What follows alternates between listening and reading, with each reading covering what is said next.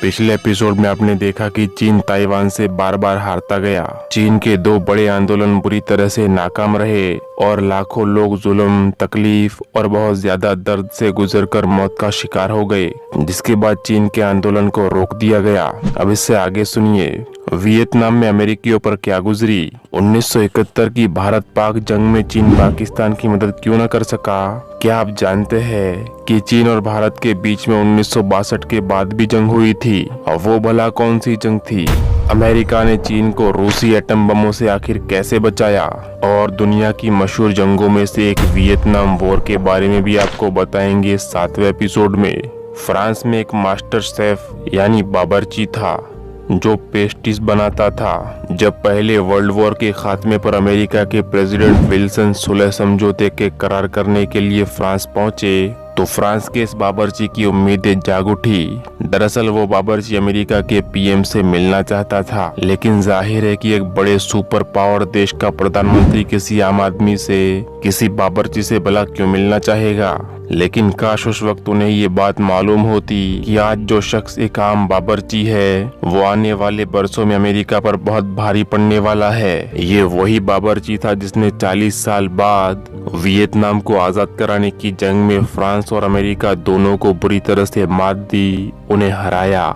इसी बावर्ची की बदौलत वियतनाम ने फ्रांस से आजादी हासिल की और ये बावर्ची दुनिया भर में मशहूर हो गया। इज्जत और शोहरत इसके हाथ चूमने लगी। अब आप शायद यही कह रहे होंगे कि भाई वसीम अपनी बकबक बंद कर और जल्दी से हमें उस शख्स के बारे में बता कि वो आखिर कौन था। तो दोस्तों, वो शख्स वियतनाम की आजादी के हीरो और लीडर हो ची मिन थे, जिन्हें वियतनाम के फाउंडर के तौर पर भी याद किया जाता है। हो ची मिन अपने लोगों को, अपनी कौम को फ्रांस से आजादी दिलवाना चाहते थे, जो पिछले 70 सालों से फ्रांस की गुलामी में जी रहे थे। आजादी के लिए वियतनाम को दूसरे वर्ल्ड वॉर के खत्म होने तक का इंतजार करना पड़ा था, क्योंकि जैसे ही वर्ल्ड वॉर 2 खत्म हुआ वैसे ही हो ची मिन ने अपने वियतनाम के उन लोगों को इकट्ठा किया जो फ्रांस के खिलाफ आजादी की लड़ाई लड़ना चाहते थे, और फिर इसके बाद फ्रांस से जंग करने के लिए निकल पड़े। हो ची मिन की फौज ने हवाई फौज या एयरफोर्स और मॉडर्न हथियारों के बगैर ही साल 1954 में फ्रांस के बहुत अहम तरीन फौजी अड्डे डियान बिन फू पर कब्जा कर लिया और 12,000 फ्रांस के फौजियों से हथियार भी रखवा दिए। हो ची मिन की जबरदस्त जीत ने उत्तरी वियतनाम को फ्रांस की गुलामी से आजादी दिलवा दी, लेकिन फ्रांस की सरकार ने अपनी नाकामी का ठीकरा चीन के सर पर फोड़ते हुए कहा कि ये जीत वियतनाम की नहीं बल्कि चीन की जीत है, क्योंकि ये माओ जे तुंग ही थे जो वियतनाम की मदद के लिए अंदरूनी खाना फौज और हथियार भेज रहे थे। माओ जे तुंग जब चीन के प्रधानमंत्री थे तो ये वो दौर था जब दुनिया के ज्यादातर देश अमेरिका और सोवियत रूस की प्रॉक्सी जंगों का मैदान बने हुए थे। बड़े देशों में से राज्यों का टूटना और अलग देश बनने की मांगे उठना, बहुत सारे नेताओं और लीडरों की हत्याएं होना और फौजी डिक्टेटरों या फौजी मनमानी करने वालों का देश पर, सरकार पर और बड़े अहदों पर कब्जा कर लेना ये आम बात थी। ये ऐसा माहौल था जिसमें चीन को भी ना चाहते हुए कई जंगों में कूदना पड़ा या फिर किसी दूसरे देश की जंग में उसकी मदद करनी पड़ी। यही तो वजह थी कि चीन के आजाद होने के बाद भी कोरिया, ताइवान, भारत और वियतनाम जैसे कई जंगी मौजों पर चीन लड़ते और कशमकश करते हुए सामने आता है। यहाँ तक कि चीन को भारत के खिलाफ साल 1965 और 71 की जंगों में किसी न किसी मौके पर छुपके से ही सही मगर पाकिस्तान का साथ तो देना ही पड़ा। कोरिया और भारत की जंगों में तो चीन ने अपनी ताकत का लोहा मनवा लिया था, लेकिन चीन के रास्ते का बहुत बड़ा कांटा अभी भी बाकी था। आप हिस्ट्री ऑफ चाइना के पिछले एपिसोड्स में देख चुके हैं कि अमेरिका ने कोरिया और ताइवान की जंगों के दौरान चीन को एटमी हमले की धमकी दी थी। उसी वक्त से चीन न्यूक्लियर पावर या एटमी ताकत बनने की छुपके से तैयारी कर रहा था। यहाँ तक कि 17 अक्टूबर 1964 के दिन को चीन ने परमाणु धमाका कर दिया, एक न्यूक्लियर एक्सपेरिमेंट कर दिया और अमेरिका की एटमी धमकियों से हमेशा हमेशा के लिए छुटकारा पा लिया। अब चीन परमाणु ताकत तो बन गया था, लेकिन इस तरफ वियतनाम में भी जंग के बादल मंडरा रहे थे। वजह ये थी कि 1954 में फ्रांस को हराने के बावजूद अभी वियतनाम का सिर्फ उत्तरी हिस्सा ही आजाद हो पाया था, जिस उत्तरी हिस्से पर हो ची मिन ने अपनी कम्युनिस्ट सरकार बना ली थी, और अब रह गया था वियतनाम का दक्षिणी हिस्सा। तो इस हिस्से में अमेरिका ने कम्युनिज्म को रोकने का बहाना बनाकर अपनी पपेट गवर्नमेंट या कठपुतली सरकार बना ली, जो उसी के इशारों पर काम किया करती थी। मतलब अब दक्षिणी वियतनाम में अमेरिका की मर्जी की सरकार थी, जो उत्तरी वियतनाम के साथ दोस्ती नहीं करना चाहती थी। दूसरी तरफ हो ची मिन हर कीमत पर वियतनाम को एक करना चाहते थे, यानी दक्षिणी वियतनाम को भी आजाद करवाने का इरादा रखते थे। सो इसी वजह से उन्होंने अपनी गेरिला फौज को दक्षिणी वियतनाम में दाखिल करवा दी, ताकि दक्षिणी वियतनाम को ताकत के जोर पर अमेरिकी कंट्रोल से या गुलामी से जबरदस्ती छीन लिया जाए। यानी कुछ सालों पहले जो कोरिया में हो रहा था, हूबहू वही सब कुछ अब वियतनाम में भी दोहराया जाने लगा। कुछ सालों पहले उत्तरी कोरिया और दक्षिणी कोरिया थे, और अब उत्तरी वियतनाम और दक्षिणी वियतनाम एक दूसरे के सामने खड़े थे। सो दक्षिणी वियतनाम की फौज और उत्तरी वियतनाम की गेरिला फौज के बीच जबरदस्त जंग शुरू हो गई। इस जंग में अमेरिका दक्षिणी वियतनाम को नए खतरनाक हथियार, फौजी तैयारियां और बहुत कुछ दे रहा था। जब दक्षिणी वियतनाम में हालात बहुत खराब हो गए तो नवंबर 1963 में अमेरिकी CIA ने अपने दोस्त और दक्षिणी वियतनाम के प्रधानमंत्री को मरवाकर उसे कत्ल करवाकर वहां पर मार्शल लॉ यानी फौजी सरकार या हुकूमत लागू करवा दी। इस पूरी कार्रवाई की मंजूरी अमेरिकी PM जॉन F कैनेडी ने खुद दी थी। ये और बात है कि इस कार्रवाई के सिर्फ 2 हफ्तों बाद ही 22 नवंबर को कुछ गोलियां चली, जिनके निशाने पर जॉन F कैनेडी थे, जो अपनी जान से हाथ धो बैठे। आज भी साजिश की थ्योरी दोहराई जाती है कि जॉन F कैनेडी को उन अमेरिकियों ने हलाक करवाया था, मरवाया था, जो वियतनाम में बड़े पैमाने पर अमेरिकी फौज भेजना चाहते थे, और जॉन F कैनेडी ऐसा नहीं करना चाहते थे। इसी वजह से कैनेडी को रास्ते से हटा दिया गया। हम ये साफ नहीं कह सकते कि हकीकत क्या है, मगर ये भी एक तरह की थ्योरी ही है। अब हकीकत चाहे जो भी हो, लेकिन कैनेडी के रास्ते से हटते ही जॉनसन नए अमेरिकी प्रधानमंत्री बने। जिस वक्त जॉनसन व्हाइट हाउस में दाखिल हुए, उस वक्त दक्षिणी वियतनाम में कोई भी अमेरिकी फौज मौजूद ही नहीं थी, बल्कि वहां सिर्फ अमेरिकी एडवाइजर ही काम किया करते थे। लेकिन PM बनते ही जॉनसन ने अमेरिकी फौज को दक्षिणी कोरिया में घुसने का हुक्म दे दिया। जॉनसन की इस हरकत का कोई विरोध ना करे, इसलिए उन्होंने ये बहाना बनाया कि 4 अगस्त 1964 की रात उत्तरी वियतनाम की नेवी या समंदरी फौज ने 2 अमेरिकी समंदरी जहाजों पर हमला किया है। लेकिन इसमें भी एक छोटा सा मसला था, वो ये कि 4 अगस्त की रात को अमेरिकी जहाजों पर कोई हमला नहीं हुआ था, यानी अमेरिका का प्रधानमंत्री झूठ बोल रहा था। 1965 तक अमेरिकी फौज बड़ी तादाद में दक्षिणी वियतनाम में दाखिल हो चुकी थी। अमेरिका ने उत्तरी कोरिया के गेरिला फौजियों पर बमबारी शुरू कर दी। अमेरिका के एयरफोर्स के चीफ कर्टिस लेमे तो यहाँ तक कह रहे थे कि वो वियतनाम को पत्थर के दौर में वापस धकेल देंगे। शायद ये धमकियां देना अमेरिका की पैदाइशी आदत है, इसीलिए तो ऐसी बातें अमेरिका ने अफगानिस्तान पर हमले के वक्त भी कही थी। लेकिन वो अफगानिस्तान का कुछ न बिगाड़ सका, बल्कि खाली हाथ और उल्टे मुंह वहां से भी उसे भागना पड़ा। अब अमेरिका उत्तरी वियतनाम पर हमलावर तो हो गया था, लेकिन इस तरफ उत्तरी वियतनाम और चीन दोनों ही इस जंग के लिए पूरी तरह से तैयार थे। चीन ही की मदद से हो ची मिन ने दक्षिणी वियतनाम में अपनी गेरिला फौज को और भी एक्टिव कर दिया।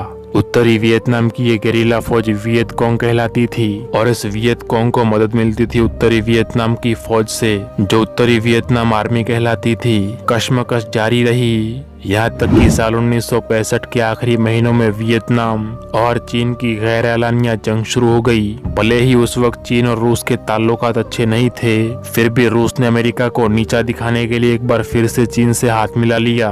रूस ने तो उत्तरी वियतनाम को मॉडर्न हथियार और पायलट्स भी फराहम किए। अमेरिका ने उत्तरी वियतनाम पर बमबारी की हद पार कर दी। सड़कें, पुल, डैम, बहुत सी आबादियां, यहाँ तक कि रेफ्यूजी कैंप्स को भी तबाह कर दिए। इसी दौरान अमेरिकी बम्बर हवाई जहाज चीन में भी घुसे, लेकिन चीन ने इनमें से एक हवाई जहाज को मार गिराया, जबकि दूसरा चीन छोड़कर भाग गया। जिसके बाद फिर कभी भी अमेरिकी हवाई जहाजों की चीन की तरफ बढ़ने की हिम्मत नहीं हुई। दूसरी तरफ बमबारी में फंसे वियतनामियों के पास एक ऐसी चीज थी जिसकी वजह से अमेरिका उनका कुछ भी नहीं बिगाड़ सका, और वो चीज वियतनाम के बहुत काम आई। वो भला क्या चीज थी? तो दोस्तों, वियतनाम के पास था बड़ा और घना जंगल। वियतनाम के गेरिला फौज इन घने जंगलों में छुपकर अमेरिकी फौज को निशाना बनाते थे। यही नहीं, जब सड़कों पर अमेरिका की बमबारी ज्यादा बढ़ने लगी तो वियतनामियों ने अपने खुराक और सामान की सप्लाई लाइन भी जंगलों में बना ली। वियतनाम के गेरिला फौजियों ने जंगलों के अंदर सुरंगें खोद ली और इन्हीं सुरंगों की मदद से वो उत्तरी कोरिया से हथियार, खाना और नए फौजी जवानों को दक्षिणी वियतनाम में ले आते थे। वियतनामी फोर्सेस चीन की मदद से अमेरिकी फौजियों पर एक बड़ा हमला करने की तैयारी कर रही थी, लेकिन इसी दौरान चीन के सामने भी एक जंग आ खड़ी हुई और नया जंगी मुआज खुल गया। दरअसल साल 1967 में अरुणाचल प्रदेश की इंडिया चीन बॉर्डर पर दोनों देशों ने एक दूसरे पर जमकर गोलाबारी की। ये गोलाबारी तकरीबन 4-5 दिनों तक जारी रही, यहाँ तक कि चीन ने भारत के खिलाफ एयरफोर्स इस्तेमाल करने की धमकी भी दे डाली। भारत का उस वक्त ये दावा था कि हमने चीन का हमला नाकाम बनाकर उसके 400 फौजियों को मार डाला, जबकि हमारे अपने 88 जवान मारे गए। दूसरी तरफ चीन का ये कहना था कि दोनों देशों के 100 से भी कम फौजी मारे गए, लेकिन क्योंकि ये लड़ाई सिर्फ गोलाबारी तक ही महदूद रही, जानी नुकसान भी बहुत ज्यादा नहीं हुआ और कोई इलाका भी एक दूसरे ने नहीं जीता, इसलिए भारत चीन की इस झड़प को ना तो जंग कहा जा सकता है और ना ही किसी एक देश को जीत का हकदार माना जा सकता है। अब चीन क्योंकि वियतनाम की जंग में मशगूल था, इसलिए वो भारत के साथ कोई बड़ी जंग नहीं झेल सकता था और ये मामला वहीं पर खत्म हो गया। चीन और भारत का झगड़ा तो ठंडा पड़ गया, लेकिन वियतनाम की जंग तो अभी शुरू ही हो रही थी। जनवरी 1968 में उत्तरी वियतनामियों ने दक्षिणी वियतनामियों पर एक हमला शुरू किया, जिसे टेट ऑफेंसिव कहा जाता है। वियतनाम के गेरिला फौजी एक ही दिन में 100 शहरों और कस्बों में दाखिल हो गए और फिर से खौफनाक जंग शुरू हुई। दक्षिणी वियतनाम की राजधानी साइगोन में अमेरिकी एम्बेसडर ऑफिस मैदान जंग बन गई।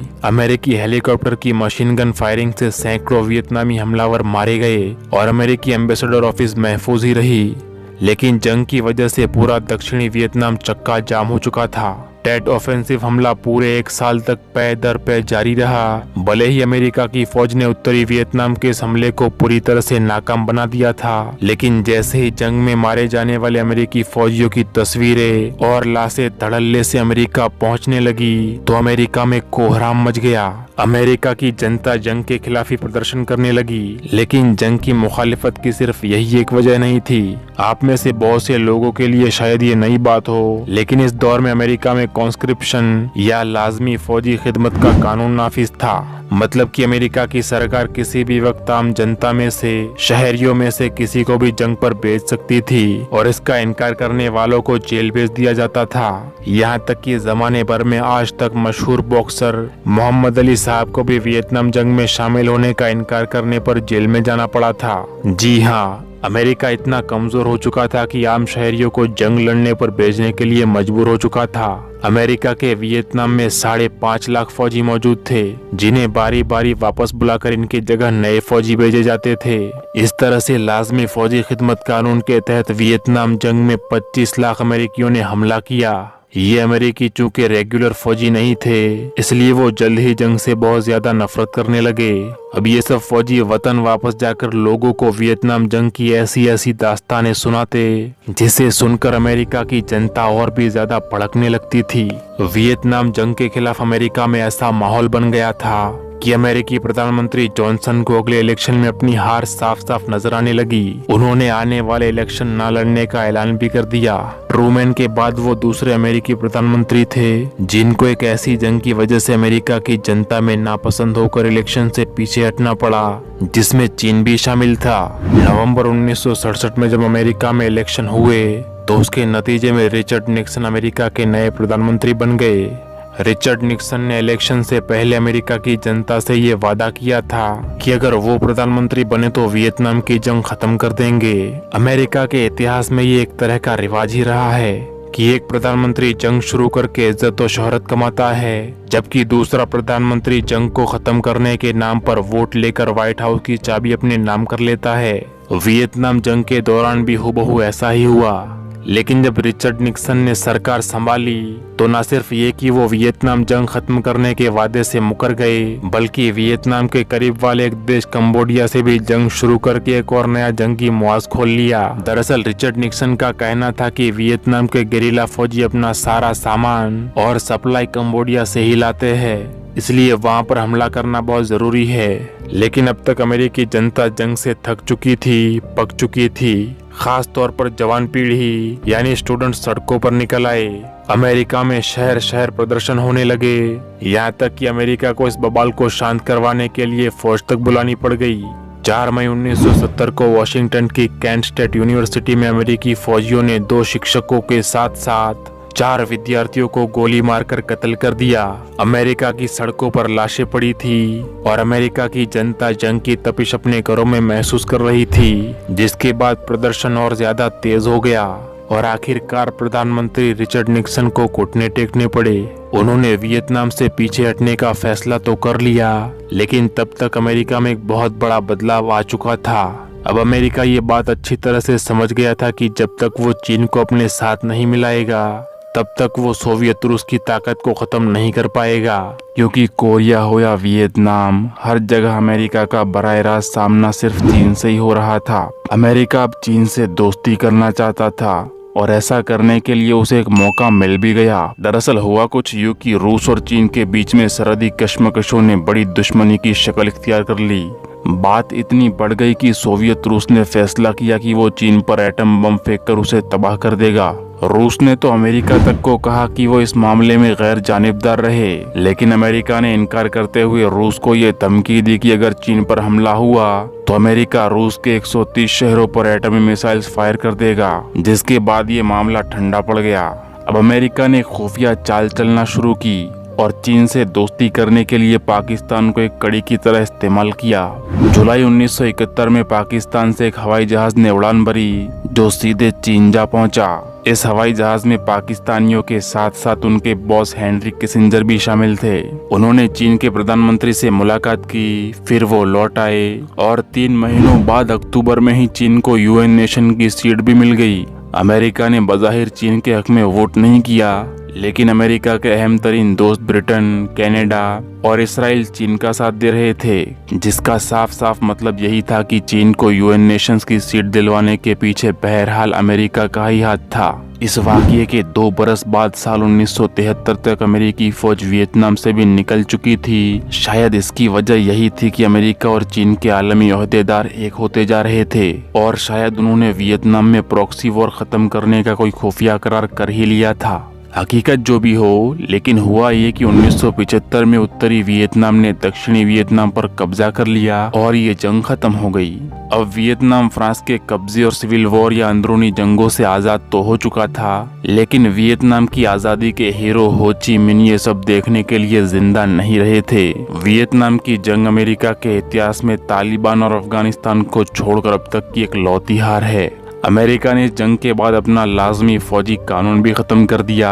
अब हर जंग में रेगुलर अमेरिकी फौजी लड़ती थी और यही वजह है कि अब अमेरिका एयरफोर्स का ज्यादा इस्तेमाल करता है, क्योंकि वो जंगों में ज्यादा मौतें हरगिज नहीं झेल सकता। वियतनाम की इस जंग में 3,20,000 चीनी फौजी शामिल हुए थे। इनमें मरने वालों की तादाद बहुत ही कम रही थी, लेकिन फिर भी 4,000 चीनी फौजी मारे गए थे, जबकि अमेरिका के 58,000 फौजी जान से हाथ धो बैठे। सबसे ज्यादा नुकसान वियतनाम को भुगतना पड़ा, जिसके तकरीबन 30 लाख लोग मारे गए। लाखों लोग जहाजों से फरार होते हुए समंदर में डूबकर मर गए। ये भी कहा जाता है कि कंबोडिया में अमेरिका की बमबारी से 20 लाख के लगभग लोग हलाक हुए। बहरहाल वियतनाम की जंग में तो चीन के साथियों की जीत हुई और जंग खत्म भी हो गई, लेकिन वियतनाम के अलावा साल 1971 की भारत पाक जंग में चीन पाकिस्तान की कोई मदद नहीं कर सका। इसकी 2 वजह थी। एक तो ये कि भारत चीन बॉर्डर पर शदीद बर्फबारी होने की वजह से चीन के लिए भारत के खिलाफ किसी भी तरह की कार्रवाई करना मुश्किल था, जबकि दूसरी वजह ये थी कि रूस ने ये धमकी भी दी थी कि अगर चीन ने इस जंग में पाकिस्तान की मदद करने की कोशिश भी की तो रूस भी जंग में कूद पड़ेगा। सो इसी वजह से चीन खुलकर भारत के खिलाफ पाकिस्तान की मदद ना कर सका और पाकिस्तान इस जंग में हार गया। हमारे भारत की लेडी प्रधानमंत्री इंदिरा गांधी ने पाकिस्तान को हराया, उसके 2 टुकड़े कर दिए और एक नया देश बांग्लादेश बना डाला। इसी दौरान अमेरिका ने रूस के अहम तरीन मददगार चीन को उससे दूर कर दिया था। अब रूस दुनियावी सियासत में अकेला खड़ा था। अगले 8 सालों में अमेरिका ने सोवियत रूस को अफगान जंगों में उलझाकर आखिरकार रूस के टुकड़े टुकड़े कर दिए और 15 अलग अलग देशों में बांट दिया। भले ही बहुत से लोग इस कामयाबी को अमेरिका और अफगानिस्तान की कामयाबी करार देते हैं, लेकिन हकीकत तो ये है कि पाकिस्तान, अमेरिका और अफगानिस्तान में से अगर कोई भी एक देश इस जंग का हिस्सा ना होता तो सोवियत रूस यानी रशिया कभी ना टूटता। सोवियत रूस की हार के बाद सर्ब जंग भी खत्म हो गई, लेकिन साल 1971 के बाद जब तक सर्ब जंगें जारी रही तब तक रूस और चीन एक दूसरे के कट्टर दुश्मन बने रहे। इसी दौरान चीन ने अपने पुराने दोस्त वियतनाम पर भी हमला कर दिया। भला ऐसा क्यों हुआ? माओ जेतुंग की मौत के बाद चीन पर क्या गुजरी? चीन में एक और आंदोलन या इनकलाब आ गया, लेकिन ये नया इनकलाब आखिर क्या था और इसका अंजाम क्या हुआ, ये सब आपको बताएंगे अगले एपिसोड में। तब तक के लिए अल्लाह की अमान में रहे। अस्सलाम वालेकुम।